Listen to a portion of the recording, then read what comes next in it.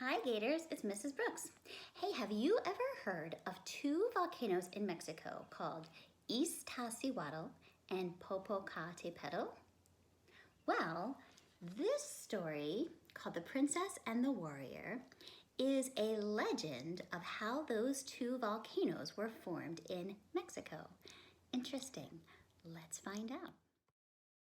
The Princess and the Warrior by Duncan Tonatiuh. The Princess and the Warrior, a tale of two volcanoes. Once upon a time, there lived a kind and beautiful princess named Ista. Even though she was the daughter of an emperor, she loved to spend time with the people who grew corn in the milpas. She liked to teach them poetry, or flor y canto. Suitors traveled from distant lands to woo her. They presented her with rare and lavish gifts, such as quetzal feathers and turquoise necklaces. They would all say the same thing. "You are the most beautiful maiden in the land. Marry me, princess, and you will live in my luxurious palace. You won't have to spend time in the fields ever again." "No, thank you," Ista would reply. She was not interested in any of the suitors or their gifts. One day, a warrior named Popoca came to see her. "Princess, I know you have a kind and beautiful heart. I have seen you teaching floricanto to the villagers in the milpas. I don't have expensive gifts to offer, but if you marry me, I promise that I will love you for who you are. I will stay by your side no matter what, as long as Tonatiuh rises, as long as the sensontle bird sings." Popoca's words were music to Ista's ears. She could hear the honesty in his voice, and she fell in love with him. The emperor did not want his daughter to marry a mere soldier. He wanted her to marry a wealthy and powerful Tlatoani, a ruler. But he knew that Popoca was the best and bravest warrior in his kingdom. The emperor and his people had been at war with Jaguar Claw, the Tlatoani of a neighboring land, for years, and there seemed to be no end in sight. He called Popoca to him. "Popoca," the emperor said, "if you defeat Jaguar Claw once and for all, I will let you marry my daughter Ista." Popoca and Ista were overjoyed. Popoca gathered his most courageous men and marched to war. Popoca fought numerous battles. He and his men were injured and almost defeated many times. But when the end seemed near, Popoca would always think of Ista waiting for his return. He would defend himself with his chimali, attack with his maquahuetl, and inspire his men to fight with even more courage than before. Slowly the tide turned, and Popoca and his men began winning battles. It was clear that they would soon defeat Jaguar Claw. Realizing this, Jaguar Claw devised a plan to steal from Popoca what the warrior cherished most. He bribed one of Popoca's personal messengers.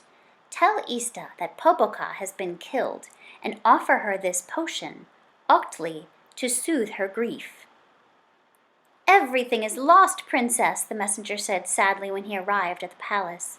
"Popoca and his men fought bravely, but they were defeated and killed." "No, that cannot be!" cried Ista. She locked herself in her chamber and wept, and refused to eat or speak with anyone. That night, the messenger came to her room. "I know your heart is shattered, as if it were made of obsidian glass," he said. "But take this drink, princess. It will help ease your grief." Ista took the potion and drank it all. Lying down on her petlado, she fell into a deep sleep. The next day, before night fell and the first Citlali appeared in the sky, Popoca defeated Jaguar Claw. Unaware of the lies the messenger had told, the great warrior and his troops marched back to the palace in triumph, ready to share the good news with the princess and the emperor. But when they arrived, they were met with disbelief. "Popoca," said the emperor, One of your messengers told us that you were dead. Ista was heartbroken. She took a special opli to ease her pain, and now we cannot wake her." "This can't be true," said Popoka. "Ista, my beautiful princess, has to awaken." He ran to her chamber. He kissed her and held her in his arms. He called out her name over and over, but Ista did not wake up. "Cool air will surely revive her," Popoka told the emperor. He carried Ista through the throngs of villagers, who wept as they passed the milpas, and all through the night to the top of a tepetal.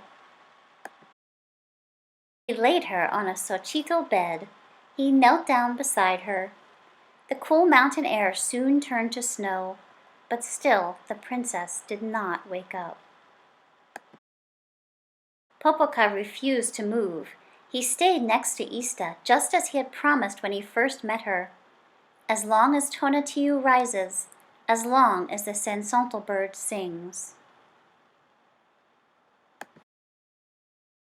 In time, where once there was a princess with her true love by her side, two volcanoes emerged. One is known as Iztaccíhuatl, or Sleeping Woman. The other one is known as Popocatépetl, or Smoky Mountain.